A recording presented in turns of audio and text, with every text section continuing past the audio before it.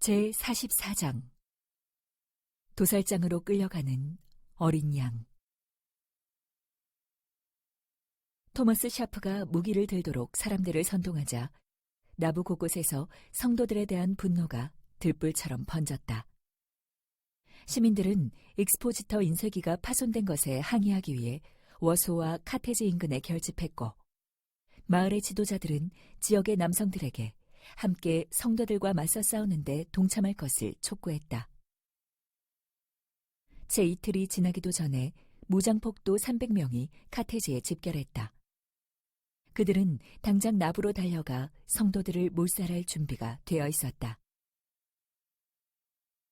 피터 모건과 제이콥 퍼트는 나부에서 북동쪽으로 160km가량 떨어진 한 호텔에 앉아 식사를 기다리고 있었다. 두 사람이 그곳까지 간 이유는 교회에서 구입할 수 있는 석탄층을 찾으라는 조셉의 지시 때문이었다. 조셉은 석탄을 캐서 교회 소유의 증기선인 메이드 오브 아이오와로 미시시피 강을 따라 실어 나르면 이윤을 얻을 수 있으리라고 믿었다.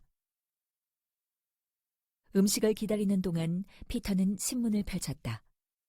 그 신문에는 나부에서 벌어진 대규모 전투로 수천 명이 목숨을 잃었다는 기사가 실려 있었다. 충격적인 소식이었다. 내 아내 메리와 아이들은 무사할까? 피터는 두려움에 떨며 제이콥에게도 기사를 보여주었다. 둘은 곧바로 다음 배를 타고 집으로 향했다. 나부까지 50여 킬로미터 앞둔 지점에서 그 기사가 오보였음을 알게 된 두 사람은 안도했다. 그러나 폭력 사태가 일어나는 것은 이제 시간 문제인 것만 같았다. 시의회는 인쇄기를 부수자는 결정을 검토하면서도 그 일이 이토록 격렬한 반대를 불러일으키리라고는 생각지 못했다.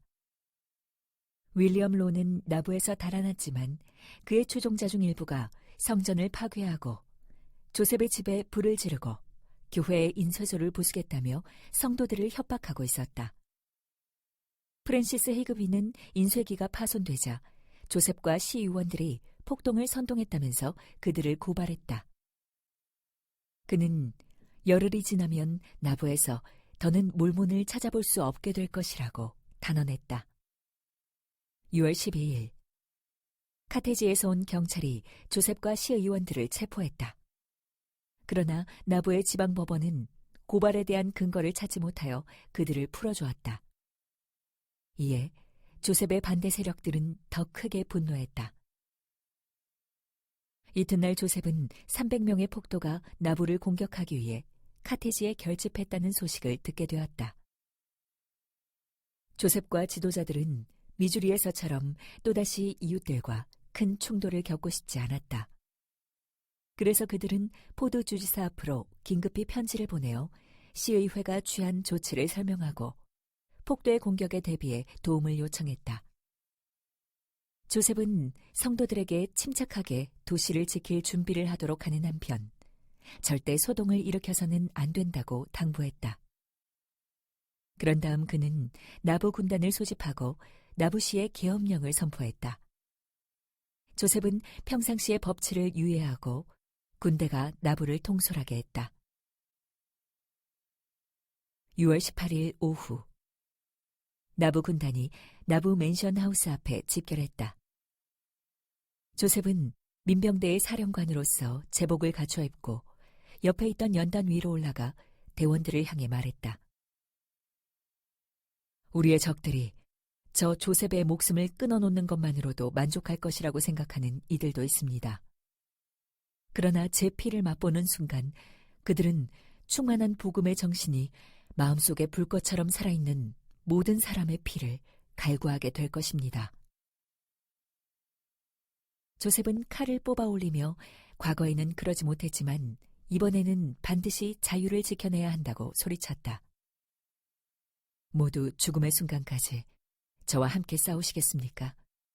목숨을 걸고 조국의 법률을 수호하겠습니까? 네. 민병대 대원들은 우렁차게 대답했다. 온 마음을 다해 여러분을 사랑합니다. 여러분은 힘든 시기에 제 곁을 지켜주셨습니다. 저도 여러분을 지키기 위해 목숨을 바칠 각오가 되어 있습니다. 조셉으로부터 시의회가 인쇄기를 부순 이유에 대한 설명을 들은 토머스 포드 주지사는 성도들이 옳은 신념으로 그런 조치를 취했음을 이해했다. 지역사회에서 어떤 행위가 불법적 방해 행위임을 선포하고 그것을 파괴하는 것은 법적인 근거와 선례가 모두 있는 일이었다. 그러나 주지사는 시의회의 결정에 동의하지 않았으며 그들의 행위가 정당화될 수 없다고 믿었다. 무엇보다도 신문에 대한 합법적인 폐간 조치라는 것 자체가 드문 일이었다. 그 시절에는 지역사회에서 그런 일이 일어나면 폭도들이 불법적인 방법으로 이를 해결했다. 10여 년 전에 잭슨 군에서 자경단이 성도들의 신문을 파손한 것이 바로 그런 경우였다. 또한 법의 허용 여부를 떠나서 포드 주지사는 일리노이주의 헌법에 보장된 언론의 자유를 매우 중시했다. 주지사는 선지자에게 다음과 같이 답장을 보내왔다. 인쇄기를 부순 것은 법률에 비추어서도 인간의 자유에 비추어서도 매우 야만적인 불법 행위였습니다. 그 신문에 설사 비방하는 기사가 가득했을지라도 그것으로 인쇄기를 파손하는 행위가 정당화될 수는 없습니다. 또한 주지사는 나부시 헌장이 선지자가 생각하는 만큼 지역의 법정에서 큰 영향력을 행사하지는 못한다고 주장했다. 그는 조셉을 비롯해 폭동으로 고발된 시의원들에게 나부 밖에 있는 법원으로 가서 자수를 하고 법원의 결정에 따를 것을 권고했다. 저는 정말로 평화를 지키고 싶습니다. 주지사는 이렇게 말했다. 무분별한 작은 행동이 싸움의 불씨가 될 수 있습니다. 주지사는 시의 지도자들이 항복하고 법정에 선다면 자신이 그들을 지켜주겠다고 약속했다.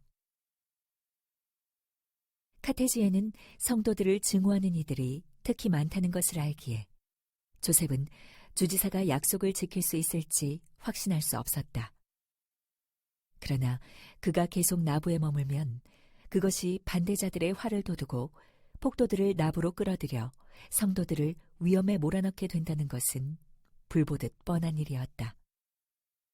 성도들을 보호할 가장 좋은 방법은 나부를 떠나 서쪽으로 가거나 워싱턴 DC에 도움을 청하는 것임이 더욱더 분명해졌다. 조셉은 주지사 앞으로 편지를 써서 나부를 떠나겠다는 계획을 알렸다.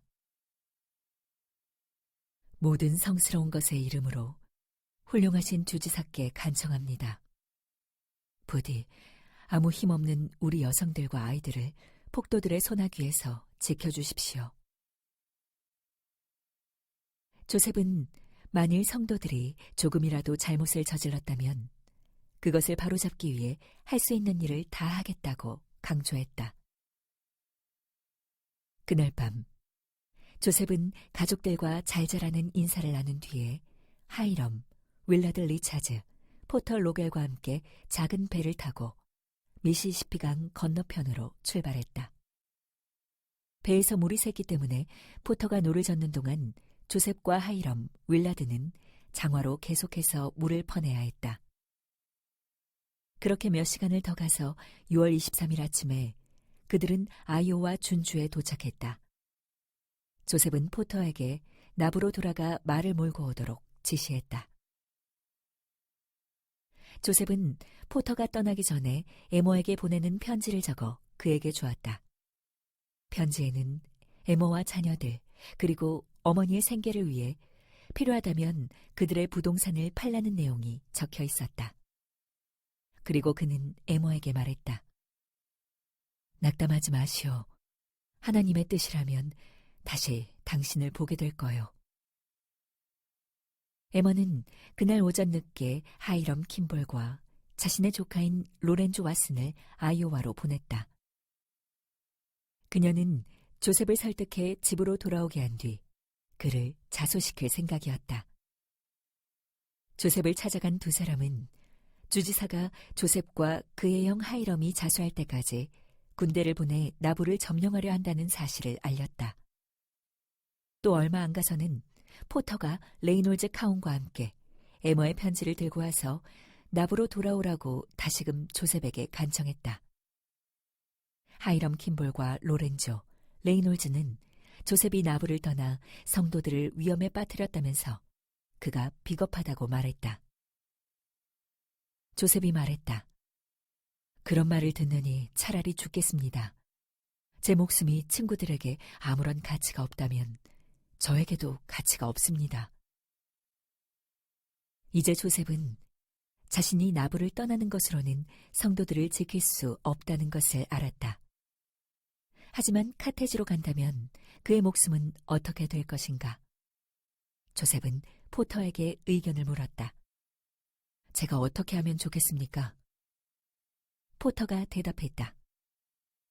형제님이 가장 연장자이니 제일 잘하시겠죠. 조셉이 하이럼을 돌아보며 말했다. 형님이 제일 연장자입니다. 우리가 어떻게 하면 좋겠습니까? 돌아가서 항복하고 그런 다음에 상황을 지켜보자. 형님이 가신다면 저도 가겠습니다. 하지만 우린 죽음을 면치 못할 겁니다. 죽든지 살든지 그건 운명에 맡기자꾸나. 조셉은 잠시 생각에 잠기더니 곧 레이놀즈에게 배를 준비해달라고 부탁했다. 그들은 자수를 결심했다. 늦은 오후에 조셉이 집으로 돌아오자 에머는 가슴이 무너졌다. 다시 조셉을 마주한 에머는 자신이 남편을 사지로 불러들인 것은 아닌지 불안감에 휩싸였다. 조셉은 다시 한번 성도들에게 가르침을 전하고 싶었지만 그러는 대신 가족과 함께 집에 머물렀다. 조셉과 에머는 자녀들을 한데 모았고 조셉은 그들을 축복했다. 이튿날 이른 아침에 조셉과 에머는 자녀들을 데리고 집 밖으로 나갔다. 조셉은 가족들 한 명 한 명에게 입을 맞추었다. 에머가 울먹이며 말했다. 당신은 돌아올 거예요. 조셉은 말에 올라탄 후 하이럼과 시의원들을 대동하여 카테지로 향했다. 조셉이 말했다. 나는 도살장으로 끌려가는 어린 양과 같이 가노라. 그러나 나는 여름 아침처럼 고요하도다. 나는 하나님께 대해서나 모든 사람에 대해서 양심에 아무 거리낌이 없도다. 이들이 성전을 향해 언덕을 올랐을 때 동편에서 떠오른 태양은 아직 완성되지 않은 성전의 벽면을 금빛 햇살로 물들이고 있었다. 조셉은 말을 세우고 나부시를 바라보며 말했다. 이곳은 하늘 아래서 가장 아름다운 곳이며 이들은 가장 훌륭한 백성들입니다. 그러나 그들은 앞으로 겪게 될 시련을 거의 알지 못합니다. 하지만 조셉은 멀리 가지 못했다. 일행은 나부를 떠난 지 3시간 만에 군대와 마주쳤는데 그 군대는 나부 군단이 소지한 일리노이주 관할의 무기를 몰수하라는 주지사의 명령을 받아 진군하고 있었다. 조셉은 나부로 돌아가서 명령이 집행되는 과정을 직접 살피기로 했다. 만일 성도들이 저항하면 폭도들이 그것을 빌미로 성도들을 공격할 것이 분명했기 때문이었다. 조셉은 나부로 돌아가 다시 에머와 자녀들을 만났다. 그는 다시 작별을 구한 뒤 에머에게 같이 가겠냐고 물었지만 에머는 아이들 곁에 있어야 했다. 조셉은 침통한 표정으로 생각에 잠겼다. 자신의 운명에 대한 불길한 확신이 그의 얼굴에 역력했다. 조셉이 떠나기 전에 에머는 그에게 축복을 부탁했다. 시간이 촉박했기에 선지자는 에머에게 원하는 축복을 적으라고 한 뒤 자신이 돌아와서 거기에 서명하겠다고 약속했다. 에머는 하나님 아버지의 지혜와 분별의 은사를 받고 싶다고 적었다. 나 자신을 알고 이해할 수 있도록 하나님의 영을 받고 싶습니다. 하나님의 계획을 이해할 수 있도록 생산적이고 적극적인 사고를 하고 싶습니다. 에머는 또한 11월에 태어날 아기를 포함해 자신의 자녀들을 양육하는 데 필요한 지혜를 구했고 영원한 결혼 성약에 대한 소망을 표현했다. 나는 온 마음을 다해 남편을 공경하고 존경하며 항상 그를 신뢰하고 그와 한마음 한뜻으로 행하여 하나님께서 내게 주신 자리인 그의 옆자리를 지킬 수 있기를 소망합니다. 마지막으로 에머는 겸손을 강구했고 하나님께서 순종하는 이들을 위해 예비하신 축복을 받으며 기뻐할 수 있기를 소망했다. 삶에서 어떤 운명을 마주하더라도 만사에 임하는 하나님의 손길을 인지할 수 있기를 바랍니다. 6월 24일 월요일 자정 무렵 스미스가의 형제들이 카테지에 도착하자 주변에서 야유와 욕설이 쏟아졌다. 나부 성도들의 무기를 몰수한 민병대는 조셉과 하이럼을 호송하며 소란스러운 카테지의 거리를 지나갔다. 이 형제들이 밤을 보내기로 계획된 호텔 부근 광장에서는 카테지 그레이라는 민병대의 또 다른 부대가 야영을 하고 있었다. 조셉이 옆으로 지나가자 카테지 그레이의 대원들은 서로를 밀치며 고개를 내밀었다. 그중 한 명이 소리쳤다. 그 빌어먹을 선지자라는 작자는 어디 있는 거야? 길 좀 비켜봐. 조셉 스미스 얼굴 좀 한번 보자고. 민병대의 대원들은 공중으로 총을 던지며 아우성을 쳤다. 이튿날 아침 조셉 일행은 경찰서로 가서 자수 의사를 밝혔다. 9시 정각이 조금 지났을 무렵 포드 주지사의 요청으로 조셉과 하이럼은 주지사와 함께 군대가 집결해 있는 곳을 지나가게 되었다. 이들 일행을 본 민병대와 폭도들은 소리 없이 그들을 둘러쌌고 이내 카테지 그레이의 대원들이 공중으로 모자를 던지고 칼을 뽑으며 야유를 보내기 시작했다. 그들은 전날 밤과 마찬가지로 소리를 지르며 형제들을 조롱했다. 그날 조셉과 하이럼은 폭동을 일으킨 혐의에 대한 재판이 열릴 때까지 대기하라는 명령을 받고 법정에서 나왔다. 그들이 카테지를 떠나기 전 윌리엄 로의 동료 2명이 와서 나부에 계엄을 내린 것에 대한 불만을 제기했다. 조셉과 하이럼은 정부와 일리노이 주민에 대해 반역을 일으킨 죄로 기소되었으며 반역죄는 사형죄에 해당하므로 보석으로는 석방될 수 없었다.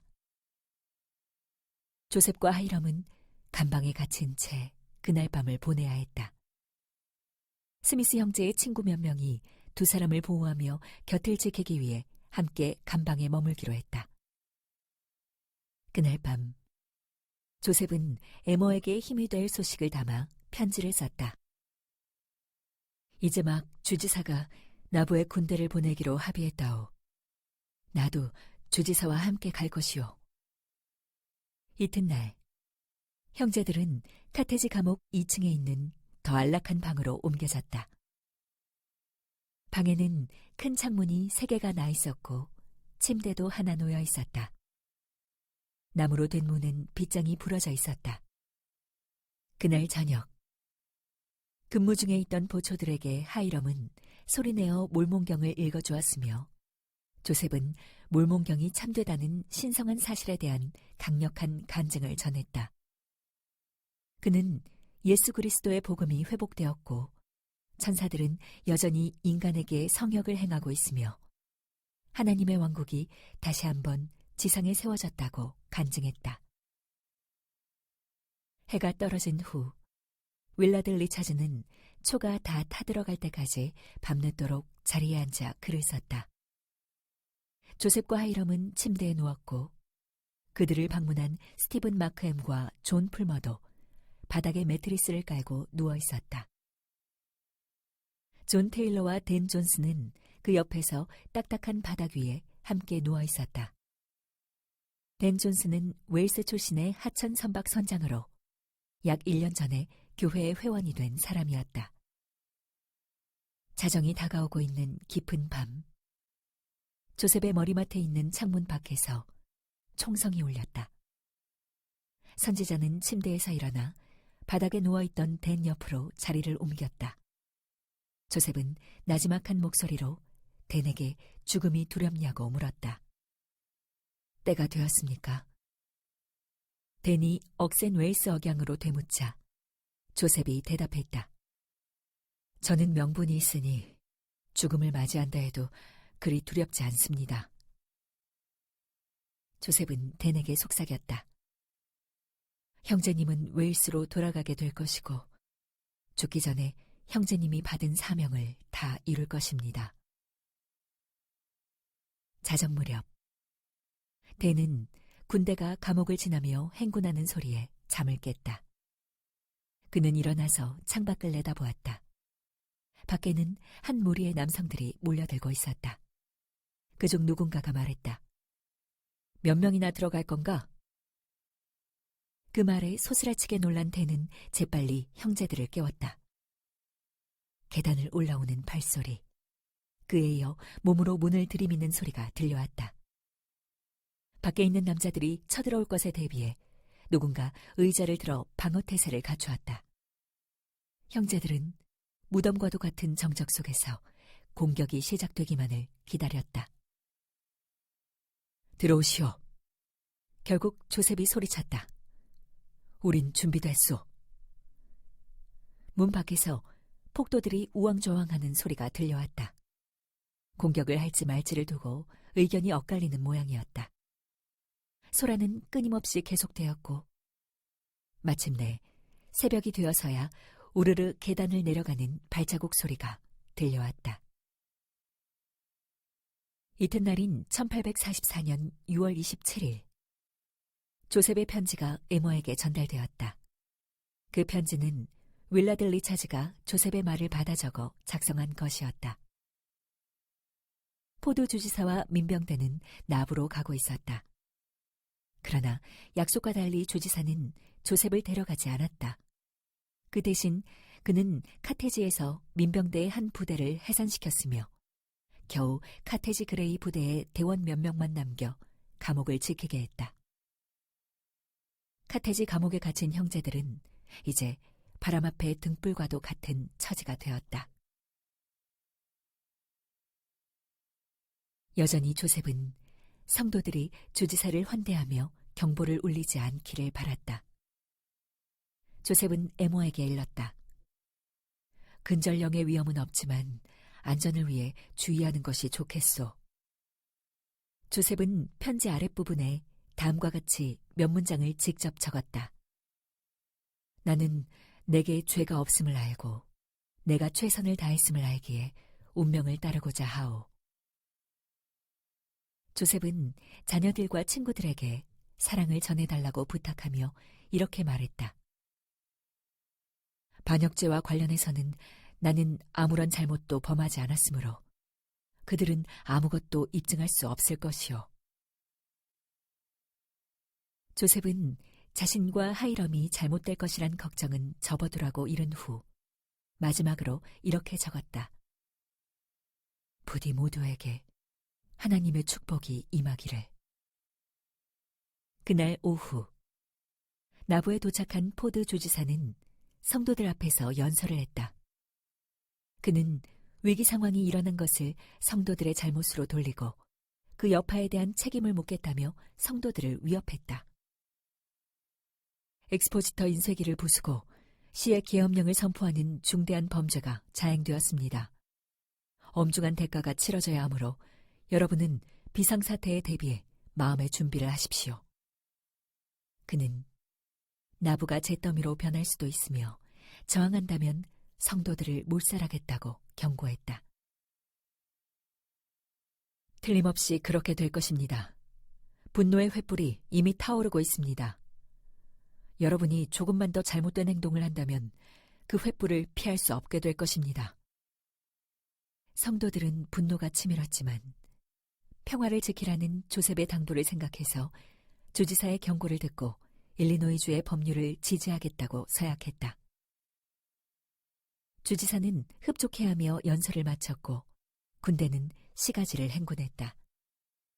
군인들은 칼을 뽑아들고 성도들을 위협하듯 휘두르며 시가지를 지나갔다.